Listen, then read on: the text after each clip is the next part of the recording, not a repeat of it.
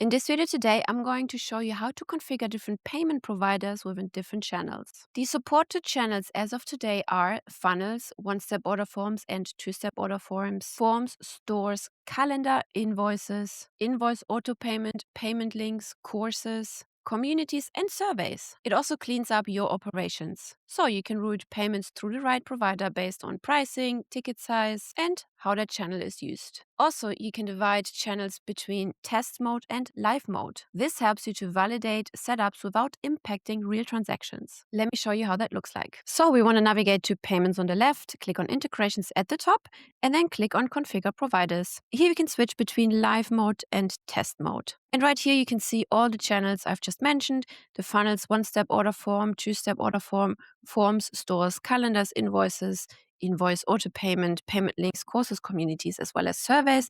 And here you can see the attached payment providers to this particular channel.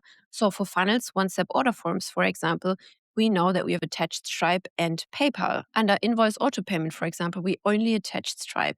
So this page is designed to override the default configuration for a specific channel. So if you set settings to default as Stripe inside invoice auto payment, you would need to do that under invoices.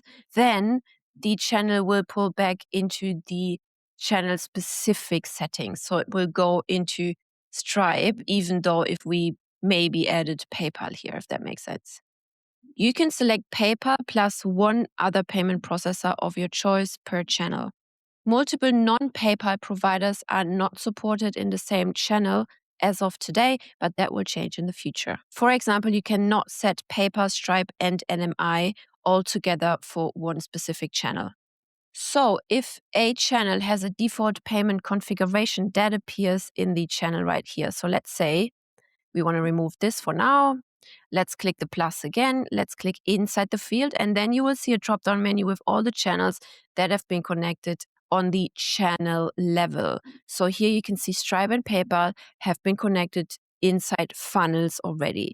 Therefore, PayPal will show up here. If we, for example, connected NMI or Razorpay to funnels within funnels, that would show up in this drop-down menu too. Down here under invoice auto payment, you can see PayPal is not configured because it doesn't show up. So PayPal is not configured inside invoice auto payments. So you cannot replace PayPal with another provider, but you can remove PayPal. So what happens if a preferred provider is disconnected? So if a user sets a preferred payment provider on stores, for example, and then later disconnect Stripe from that integration page, the system will then automatically revert to the default settings. Then if the provider is reconnected later, the user must reselect it as a preferred provider before it will be used again. If you do not connect any payment providers at all, they will also not show up here. So let's go back one step. Here you have to connect and manage your payment providers, but if you haven't connected any, then they will also not show up right here. So this is a checkout page, and this is how it looks like if Stripe and PayPal is active. So right here we have the PayPal button. They click the button, they can check out via their PayPal,